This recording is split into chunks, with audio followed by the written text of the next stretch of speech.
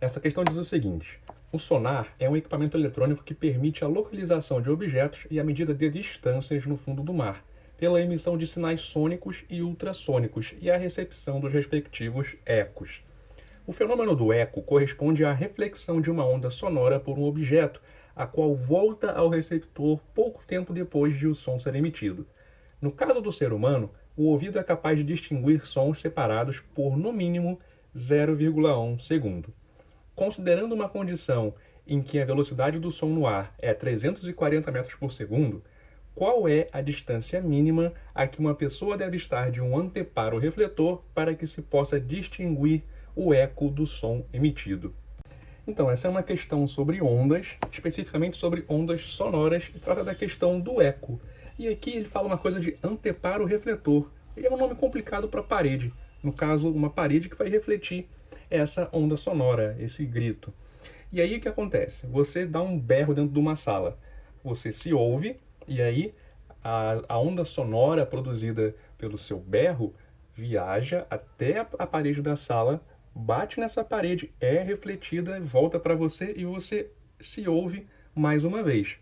Só que você não percebe que é um eco, você só percebe se demorar 0,1 segundo para o som voltar no seu ouvido. Ou seja, esse som tem que percorrer um certo espaço até o anteparo, depois tem que voltar e isso tem que levar no mínimo 0,1 segundo para você perceber que é um eco. Então, a distância que deve ser percorrida por esse som tem que ser igual a 2 vezes a distância que você está da parede. Vou chamar essa distância da parede de x. E o tempo que deve levar para isso acontecer tem que ser no mínimo de 0,1 segundos. E a velocidade dessa onda é dada pelo enunciado, está aqui, 340 metros por segundo. Então, velocidade 340 metros por segundo.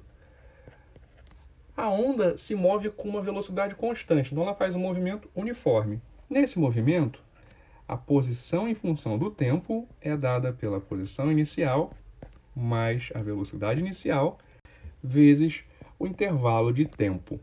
Então, a condição que nós temos é a seguinte: o S vai ser igual a 2 vezes x quando o ΔT for igual a 0,1. Vamos colocar essa condição na equação.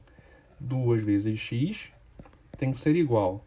S0 eu vou botar 0, porque o problema não falou nada sobre um referencial específico, então eu escolho um que me beneficia. 2 vezes x é igual a velocidade, 340, vezes o tempo, 0,1.